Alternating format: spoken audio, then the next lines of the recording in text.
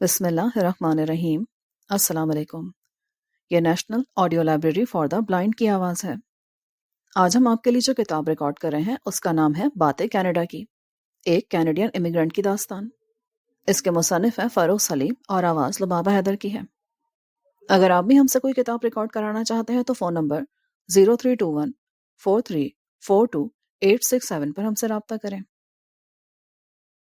ناہموار پرواز، ہموار لینڈنگ۔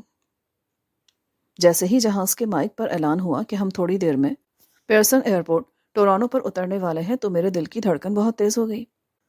ویسے تو سفر میں تمام وقت میں کافی ذہنی دباؤ میں رہا تھا، پر اس وقت تو ایسا لگ رہا تھا کہ میرا بلڈ پریشر یقیناً نئی بلندیوں کو چھو رہا ہوگا۔ میں نے اپنے اطراف میں دیکھا، میری بیٹی اپنے دونوں چھوٹے بھائیوں کو جھنجھوڑ رہی تھی۔ سارے راستے کھاتے اور سوتے آئے ہو، کاہل ہو، اٹھ بھی جاؤ، ٹورانٹو آنے والا ہے، سامان سمیٹو اور کرسی کی پشت سیدھی کر لو۔ ٹورانٹو اترنے سے پہلے جہاز والوں نے کسٹم ڈکلیریشن فارم تقسیم کیے۔ میں نے فوراً ہی فارم بھر لیے، اگر بھرنے سے رہ گئے تو کسٹم پر مسئلہ ہو سکتا ہے۔ پورے راستے کئی جگہ پرواز ناہموار رہی، لیکن لینڈنگ بہت سبک تھی۔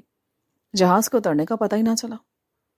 تم لوگ کسی بات میں دخل مت دینا، ذرا پیچھے رہنا، میں نے بڑے بیٹے سے کہا۔ مجھے یاد ہے، آپ پہلے بھی کئی دفعہ کہہ چکے ہیں، اس نے جواب دیا۔ ٹورانٹو کا پیئرسن ایئرپورٹ بہت طویل و عریض اور انتہائی صاف ستھرا لگ رہا تھا، لیکن اس وقت یہ سب کچھ دیکھنے کا ہوش کیسے تھا؟ یوں تو میں خود کو پورے راستے یقین دلاتا چلا آ رہا تھا کہ ہم کینیڈا میں قواعد و ضوابط کے مطابق امیگریشن لے کر آ رہے ہیں، تمام قانونی تقاضے پورے کیے ہیں، اس لیے پریشانی والی کوئی بات نہیں۔ مگر مجھے پتا تھا کہ جب تک تمام مراحل سے گزر کر کینیڈین امیگریشن کا ٹھپا نہیں لگ جاتا، میری ذہنی کیفیت معمول پر نہیں آئے گی۔ مسافروں کی قطاریں کافی طویل تھیں، لیکن امیگریشن کاؤنٹر بھی کئی کھلے ہوئے تھے۔ ہم بھی قطار میں لگ گئے۔ میں غور سے جائزہ لے رہا تھا کہ کاؤنٹر پر کس طرح کی کارروائی ہو رہی ہے، کتنی دیر لگ رہی ہے، زیادہ چھان پٹک تو نہیں ہو رہی۔ میں ایسی غور و فکر میں تھا کہ ہمارا نمبر آ گیا۔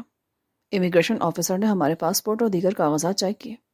ایک سرسری سی نظر سے سب کی شکلوں اور پاسپورٹ پر لگی تصویروں کا جائزہ لیا، لیکن کوئی سوال نہ کیا۔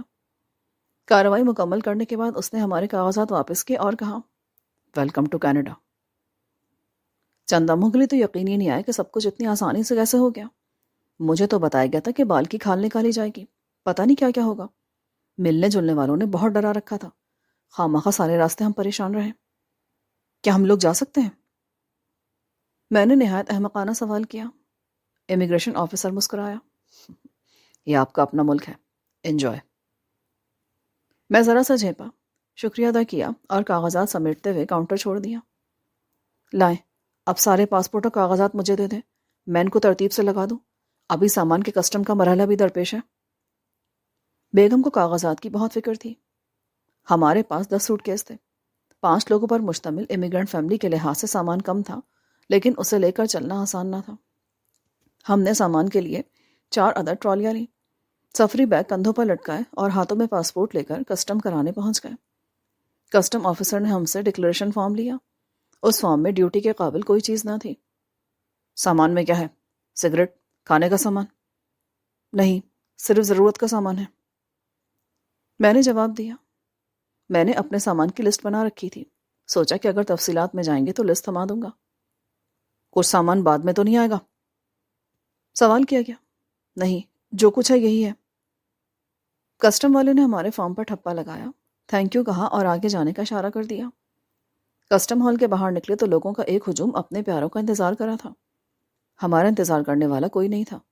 ہم یہاں اجنبی تھے، نہ ہم کسی کو جانتے تھے اور نہ کوئی ہمیں جانتا تھا۔ بے خیالی میں ادھر ادھر دیکھا اور سر جھکا کر چل دیے۔ باہر آ کر میں نے ایک لمبا سانس لیا، دل کی گہرائیوں سے اللہ تعالیٰ کا شکر ادا کیا اور بچوں کی طرف دیکھا۔ اب کیا پروگرام ہے؟ پروگرام؟ سامنے ٹم ہارٹن ہے، اس کی کافی اور ڈونٹ پورے کینیڈا میں مشہور ہے، آپ ہمیں یہاں لے چلیں، ہم لوگوں نے آپ کو پورے راستے بالکل بھی تنگ نہیں کیا ہے۔ میرا بڑا بیٹا دوسرے بچوں کی طرف دیکھ کر شرارت سے مسکرایا، گویا وہ ان کی تائید سے یہ بات کہہ رہا ہے۔ ٹھیک ہے، چلیں اسی میں چلتا ہے، تم لوگ بیٹھو، میں ذرا ٹیلی فون بوتھ ڈھونڈتا ہوں، گھر اطلاع تو کر دیں، لوگ انتظار میں بیٹھے ہوں گے۔ میں بھی ساتھ چلتی ہوں، بیگم نے کہا۔ بچوں نے ٹرالیاں کرو ٹم ہارٹن کی طرف موڑ دیا۔ اس وقت پاکستان میں کیا بجا ہوگا؟ اس انٹرنیشنل کال پر کتنے ڈالر خرچ ہوں گے؟ مجھے اس کی کوئی پرواہ نہ تھی۔ ٹیلی فون بوتھ سامنے تھا۔ میں نے کارڈ ڈالا اور فون ملایا۔ دوسری طرف سے پہلی گھنٹی پر میری چھوٹی بہن نے فون اٹھا لیا۔ لگ رہا تھا کہ وہ فون کے پاس ہی بیٹھی تھی۔ سلام دعا کے بعد سوالات شروع ہو گئے۔ سفر ٹھیک رہا؟ خیریت سے پہنچ گئے؟ امیگریشن پر کوئی پریشانی تو نہیں ہوئی؟ سامان تو چیک نہیں ہوا نا؟ بچے وغیرہ ٹھیک ہیں؟ تم لوگوں کی دعا سے سب ٹھیک ہے۔ اب 2-3 دن بعد فون کریں گے، ذرا رہنے کی جگہ مل جائے، سب لوگوں کو خیریت بتا دینا۔ اس کے بعد بیگم نے فون پکڑ لیا۔ کافی ہاؤس کے برابر میں ہی نئے آنے والوں کی رہنمائی کے لیے ایک کاؤنٹر تھا۔ میں نے وہاں سے مختلف کتابچے اور فلائرز اٹھائے، قریب ترین سستے ہوٹل کا پتہ کیا جہاں ہم جیسے نئے امیگرنٹ کچھ عرصہ رہ سکیں، اور سامان کی ٹرالیوں کو دھکا دیتے ہوئے باہر نکل آئے۔ سامان کافی تھا، اس لیے ہم لوگوں کو 2 ٹیکسیاں کرنی پڑی۔ میں ایک ٹیکسی میں بیٹی کے ساتھ اور بیگم دوسری ٹیکسی میں دونوں بیٹوں کے ساتھ بیٹھ گئیں۔ واہ بھائی، کیا جگہ ہے! کھلی اور کشادہ سڑکیں، رواں ٹریفک، نہ ہارن کی آواز، آلودگی سے پاک فضا، خوبصورت اور چمکتی ہوئی عمارتیں اور دلربا مناظر۔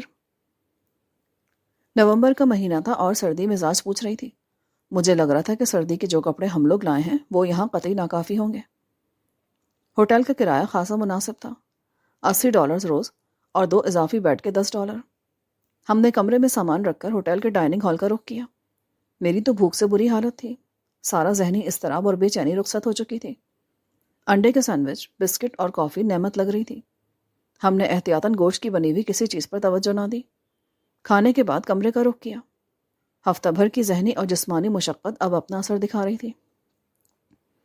صبح سویرے آنکھ کھل گئی تھی، باقی لوگ سوئے ہوئے تھے۔ میں کھڑکی سے شہر کا نظارہ کرنے لگا۔ ابھی تک میں جیٹ لیگ کے زیر اثر تھا۔ تھوڑی دیر بعد میری آنکھ دوبارہ لگ گئی۔ جب اٹھا تو گھڑی 10 بجا رہی تھی۔ بچے آہستہ آہستہ اٹھ رہے تھے۔ اتنی دیر میں بیگم بھی اٹھ کر آ چکی تھی۔ فون پر ہی روم سروس کو ناشتے کا آرڈر دے دیا۔ ناشتے کے بعد تھوڑی دیر مقامی اخبار دیکھنے کی کوشش کی۔ ارادہ تھا کہ کرائے کے مکانوں کے اشتہار دیکھیں گے، لیکن نیند کا ایسا جھونکا آیا کہ میں نے بستر پر آ کر دم لیا۔ دوبارہ شور سے آنکھ کھلی تو اندازہ ہوا کہ کچھ کھانے کا بندوبست ہو رہا تھا۔ ٹی وی چلنے کی آواز بھی آ رہی تھی۔ گھڑی دیکھی تو 4 بج رہے تھے۔ میں کاہلی سے اٹھا، منہ ہاتھ دھو کر بیڈ روم میں واپس آ گیا۔ Fish burger, French fries, tomato ketchup, Coke اور 7 اپ کے بڑے بڑے گلاس۔ بچے کھانے پر ٹوٹ پڑے۔ ہم ہوٹل میں بیٹھے رہائشی جگہ کے اشتہار دیکھ رہے تھے اور کرائے کے مکانوں کی صورتحال کا اندازہ لگا رہے تھے۔ کوشش یہ تھی کہ جلد از جلد کسی مکان کا معاملہ طے ہو جائے تاکہ ہوٹل کا خرچہ بچے۔ ہمارے بجٹ میں ہوٹل کی 3 دن سے زیادہ کی گنجائش نہیں تھی۔ ابتدائی چھان بین کے مطابق اپارٹمنٹ اور مکان اس وقت ہماری پہنچ سے باہر تھے۔ ایک بیڈ روم اپارٹمنٹ کا کرایہ $900 اور مکانوں کا کرایہ تو $1100-1200 سے کم نہیں، اور اوپر سے بجلی پانی وغیرہ کے بل، یعنی تقریباً $200 کا مزید خرچہ۔ زیادہ تر مالک مکان 1 ماہ کا پیشگی اور 1 ماہ کا ڈپازٹ مانگ رہے تھے۔ ایک دفعہ کمائی شروع ہو جائے تو کوئی مسئلہ ہی نہیں۔ اس تلاش کے دوران صرف تجربے کی خاطر ایک اپارٹمنٹ بلڈنگ کے دفتر میں فون کیا۔ ذرا ان کی سنیے۔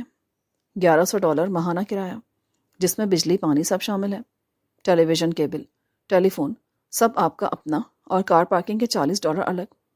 پہلے مہینے کا کرایہ پیشگی اور آخری مہینے کا کرایہ ڈپازٹ۔ 1 سال کے کرایہ نامہ، جسے وہ لیز کہہ رہے ہیں، دستخط کرنا ہوں گے۔ اگر سال بھر سے پہلے آپ اپارٹمنٹ چھوڑ دیں تو بقیہ لیز کے پیسے ادا کریں، یا آپ خود کسی اور کو سب لیز کریں۔ اس کے علاوہ انہیں آپ کی نوکری کے کانٹریکٹ کی کاپی بھی چاہیے۔ ان لوگوں نے یہ سنتے ہی کہ ہم نئے امیگرنٹ ہیں اور بیکار ہیں، انتہائی بے مروتی سے صاف جھنڈی دکھا دی اور کہا کہ جناب، اس صورتحال میں تو ہم آپ کو اپارٹمنٹ دے ہی نہیں سکتے۔ چلیے، اللہ اللہ خیر صلاح۔ مناسب کرائے میں کوئی رہائشی جگہ ڈھونڈنا کافی بڑا مسئلہ لگ رہا تھا۔ ایسی جگہ جس کا کرایہ ہماری جیب کے مطابق ہو، اسکول، بس اسٹاپ اور دیگر ضروریات بھی گھر کے نزدیک ہوں۔ یہ اندازہ کرنے کے بعد کہ فی الحال اپارٹمنٹ وغیرہ ہماری استطاعت سے باہر ہیں، ہمیں کوئی سستی جگہ دیکھنی چاہیے جہاں زیادہ بکھیڑے نہ ہوں۔ میں نے ایک اور جگہ فون کیا۔ بیسمنٹ اپارٹمنٹ ہے۔ Basement apartment? کیا یہ کوئی تہخانہ ہے؟ بات کو سمجھ میں نہیں آئی۔ $600 ماہانہ کرایہ، بجلی اور پانی کے $50 الگ، $1300 پیشگی، لیز کا کوئی مسئلہ نہیں، 1 مہینے کے نوٹس پر جگہ خالی کر سکتے ہیں، جب چاہیں فون کر کے دیکھنے آ جائیں، پسند ہو تو کسی بھی وقت رہائش اختیار کر سکتے ہیں۔ شرائط تو معقول لگ رہی تھی۔ خیر، جگہ دیکھ لیتے، آگے اللہ مالک ہے۔ اندازے گفتگو سے لگا کہ کوئی دیسی فیملی ہے، لگتا ہے پھر دیسیوں میں ہی پھنس رہے ہیں۔ پہلے یہ طے ہوا کہ ذرا باہر کا چکر لگا لیتے ہیں، بیسمنٹ بھی دیکھ لیں گے، بس کے سفر کا تجربہ بھی ہو جائے گا اور راستوں کی معلومات بھی ہو جائے گی۔ ہوٹل سے نکل کر ہم لوگ بس اسٹینڈ پر آ گئے۔ ٹکٹ کی کھڑکی پر پہنچے اور بتایا کہ ہم نئے امیگرینٹ ہیں، پہلی دفعہ بس سے گھومنے نکلے ہیں، کچھ رہنمائی چاہیے۔ خاتون نے ہمیں ایک نقشہ تھما دیا اور بتایا کہ نقشے کے مطابق ہم کہاں کھڑے ہیں۔ اس نے ہمیں یہ بھی بتایا بسوں کے اندر ٹکٹ نہیں ملتے، آپ کو ٹکٹ یہاں سے لینا پڑیں گے۔ ڈرائیور پیسوں کا لین دین نہیں کرتا، مشین میں پورے پیسے ڈالنے پڑتے ہیں۔ ایک ٹکٹ میں ہم ایک ہی سمت میں جتنی دور تک جانا چاہیں جا سکتے ہیں۔ بس بدلنی ہو تو ٹرانسفر ٹکٹ مل جائے گا، کوئی نیا ٹکٹ لینے کی ضرورت نہیں ہے۔ ہمیں لگا کہ یہاں پبلک ٹرانسپورٹ کا انتظام سرکار کے اپنے ہاتھ میں ہے۔ ٹکٹ خریدے اور ایک ایسی بس میں سوار ہو گئے جو ہمیں بیسمنٹ کے قریب اتار سکتی تھی۔ بس بہت لمبی تھی، لگ رہا تھا کہ 2 بسوں کو جوڑ کر بنائی گئی ہے۔ جب مڑتی تھی تو بس کے اندر ہی اس کا آدھا حصہ مڑ جاتا تھا۔ ٹیکنالوجی کا بہت اچھا استعمال کیا تھا۔ بس میں رش بالکل نہیں تھا، اگلی کچھ سیٹیں بزرگوں اور معذوروں کے لیے وقف معلوم ہو رہی تھیں۔ چڑھنے والے اگلے دروازے سے چڑھ رہے تھے اور اترنے والے پچھلے دروازے سے اتر رہے تھے۔ دروازے کھولنے اور بند کرنے کا کنٹرول بھی ڈرائیور کے پاس تھا۔ بس کے اندر ہی ایک الیکٹرانک ڈسپلے بورڈ تھا جو نہ صرف تاریخ، وقت، بلکہ آنے والے بس اسٹاپ کے نام بتا رہا تھا۔ اگلے بس اسٹاپ کے نام بھی نشر ہو رہے تھے۔ اگر کسی مسافر کو اترنا ہوتا تو وہ اپنے اسٹاپ سے پہلے گھنٹی بجا دیتا۔ سارا انتظام بہت معقول تھا، یہاں کی زبان میں یوزر فرینڈلی۔ میں بس کی کھڑکی سے باہر کا نظارہ کر رہا تھا۔ زیادہ تر رہائشی آبادیاں سڑک سے ذرا ہٹ کر بنی ہوئی تھیں، مکان ایک جیسے تھے اور بعض آبادیوں کے گرد تو 4 دیواری بھی نظر آ رہی تھی۔ زیادہ تر سدا بہار کے پیڑ لگ رہے تھے کہ اس سردی کے موسم میں تر و تازہ تھے۔ کہیں کہیں تو اتنا زیادہ سبزہ اور پیڑ تھے کہ محسوس ہوتا تھا کہ کسی پارک کے اندر مکان بنا دیے گئے ہیں۔ یہی حال شاپنگ مال کا تھا، لگتا تھا کہ بڑے بڑے پارکنگ لاٹ کے بیچ میں شاپنگ مال تعمیر کر دیے گئے ہیں۔ مجھے کسی بھی جگہ آدھا بنایا یا نامکمل مکان نظر نہیں آیا جس میں لوگ رہائش پذیر ہوں۔ مختلف راستوں سے ہوتے ہوئے اس جگہ اترے جہاں سے کرائے کا بیسمنٹ نزدیک معلوم ہو رہا تھا۔ چھوٹا سا 2 کمروں کا صاف ستھرا بیسمنٹ تھا۔ اس کا رنگ و روغن اور نیا قالین بتا رہا تھا کہ اسے پہلی دفعہ کرائے پر اٹھایا جا رہا ہے۔ ہم نے دل کو سمجھایا کہ کوئی ساری عمر یہاں تھوڑی رہنا ہے، بس اچھی سی جاب ملتے کسی بہتر جگہ نکل لیں گے۔ جیسا کہ اندازہ تھا مالک مکان دیسی نکلے۔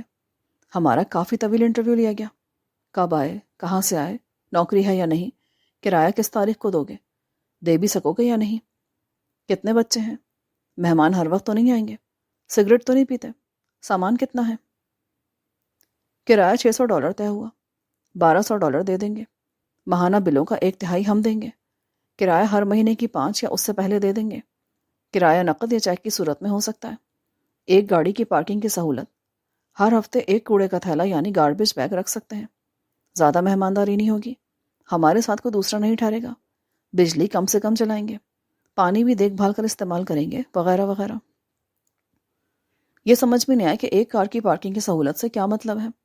ارے بھائی کھلی جگہ ہے، ہم سڑک پر گاڑی پارک کر دیں، یہ کینیڈا ہے، کوئی گاڑی چوری تھوڑی ہو جائے گی۔ اور ہاں، یہ گاربیج بیگ کا کیا چکر ہے؟ میرا خیال تھا کہ مالک مکان ہمیں نیا امیگرنٹ سمجھ کر ذرا اسمارٹ بننے کی کوشش کرے ہیں۔ موصوف مجھے بالکل پسند نہیں آیا۔ دوران گفتگو حضرت یہ بھی فرمانے لگے کہ وہ اپنی فیکٹری میں مجھے ورکر بھرتی کروا سکتے ہیں، $9 فی گھنٹہ ملیں گے۔ میرا تو خون کھول کے رہ گیا۔ میں جس کے وطن عزیز میں درجنوں ماتحت تھے، اسے فیکٹری میں مزدوری کی پیشکش کی جا رہی ہے۔ کیا سمجھتے ہیں حضرت خود اپنے آپ کو؟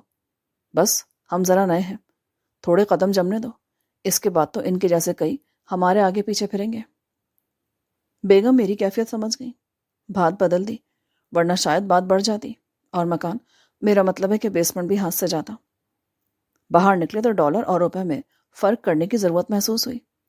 جب ہم نے جیب سے نکلنے والی رقم کا پاکستانی کرنسی میں حساب کتاب کرنا شروع کیا تو ہاتھوں کے طوطے اڑنے شروع ہو گئے۔ ایک چھوٹی کافی $100 کی، ڈونٹ $50 کا، بس کا ایک طرف کا کرایہ $300۔ بہرحال یہ سوچ کر ذرا اطمینان ہوا کہ چونکہ ابھی وطن عزیز سے لائے ہوئے ڈالر جو روپوں میں خریدے تھے خرچ کر رہے ہیں، اس لیے ایسا لگ رہا ہے جس دن ڈالر کمانا شروع کریں گے یہ مسئلہ نہیں رہے گا۔ معزز سامعین، جو ریکارڈنگ آپ نے ابھی سماعت فرمائی اسے national audio library for the blind کی جانب سے پیش کیا گیا ہے۔ ہمارے یوٹیوب چینل کو لائک، سبسکرائب اور شیئر ضرور کیجیے۔ اپنی قیمتی تجاویز اور آراء کے اظہار کے لیے ہمارے کمنٹ سیکشن کا استعمال کیجیے۔ اگر آپ بھی رضاکارانہ طور پر ہمارے اس مشن کا حصہ بننا چاہیں تو ڈسکرپشن میں دیے گئے لنک کے ذریعے ہمارے واٹس ایپ گروپ کو جوائن کیجیے. شکریہ.